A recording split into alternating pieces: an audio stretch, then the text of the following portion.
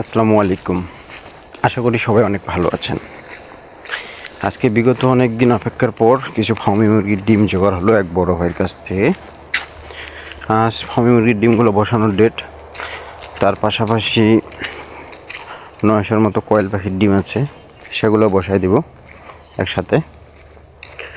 দেখি আল্লাহর রহমতে কী হয়। আগে 1200 ডিম বসানো হয়েছে, জানি না ওগুলো ডিম ফুটবে কি না, কারণ মাঝখানে আমার মেশিন অফ ছিল প্রায় 5 ঘন্টা। এই 5 ঘন্টা ডিম নষ্ট হয়ে যাইতে পারে, বলা যায় না। মেশিনের তাপ যেহেতু কমে গেছে একদম লো। আজ ফার্মি মুরগির ডিম বসাবো। 100 পিস জোগাড় করা হলো এক বড় ভাইয়ের কাছ থেকে। ডিমগুলো আনে ওয়াশ করে জীবাণুনাশক স্প্রে করে ভালো করে মুছে ডিমের টেরেতে দিচ্ছি। কিছু কিছু ডিম ছোটো, তাই টেরে পার হয়ে চলে যায়। ওদের জন্য আলাদা একটু প্রসেস করব, আরেকটা টেরেতে দেওয়ার ব্যবস্থা করব। মানে মাঝখানের টেরে যেগুলো, ওগুলো আপনার ছোট ছোট ডিমগুলো ওগুলো ধরে সাইডে দিয়ে পড়ে যায়। মানে 50-50 করে দিব আজকে। 2টা টেরে দিব, 2টা ধাপে স্প্রে করে নিলাম, মেশিনে বসাবো। আল্লাহ ভরসা। ডিম তো বসাতে যাচ্ছি, কিন্তু এখন পর্যন্ত রেজাল্ট পাইনি। 30 তারিখে রেজাল্ট পাবো, কি হয় না হয়। কয়েল পাখির ডিমগুলো মাশাআল্লাহ আজ এবারকের ডিম অনেক বড় বড় সাইজ।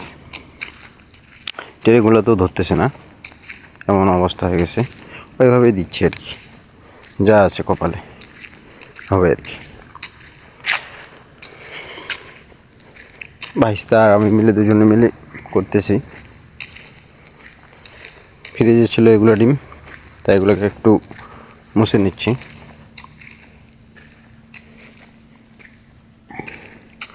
এখানে প্রায় 900 ডিম আছে। আগের চালানে বসেছিলাম 1200, ওগুলোর ডেট আছে 30 তারিখে বাচ্চা হয়ে বাইর হওয়ার। এগুলোর ডেট পড়ে যাবে আরও 18 দিন পিছিয়ে গেল।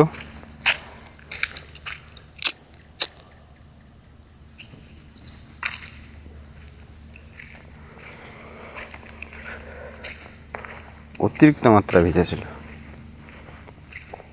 মুছে নিলাম।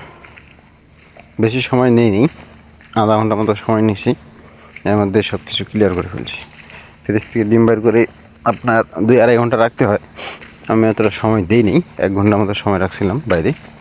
ঘামে গেছে, তাই একটু মুছে দিচ্ছি।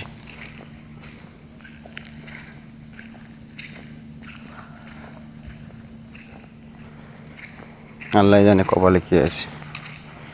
যে বর্তমান কারেন্টের লোডশেডিং, কুলায় উঠতে পারতেছি না। এদিকে তেল পাচ্ছি না, পাম্পে যাচ্ছি তেল পাচ্ছি না, তেলই দিচ্ছি না পাম্পগুলা। অনেক পরিশ্রম হচ্ছে বর্তমান। জেনারেটর দিয়ে আর কতক্ষণ চালাবো? জেনারেটর চালাবো যে জেনারেটরে তেল নেই। অনেক পরিমাণ লোডশেডিং, এত পরিমাণ লোডশেডিং যা বলার বাইরে। কিছুই করার নেই। যাই হোক, এগুলো ডিম উঠে নিলাম, আর বসাবো না। এখন আমার ঘরে এই যে হচ্ছে আমার মেশিন, এখানে আমার প্রায় 1200 আছে। আগে মেশিনটা উঠায় নিয়েছে, নিচে নামে আছে, উঠায় নিলাম। ডিমগুলো দিয়ে দিচ্ছি ভিতরে।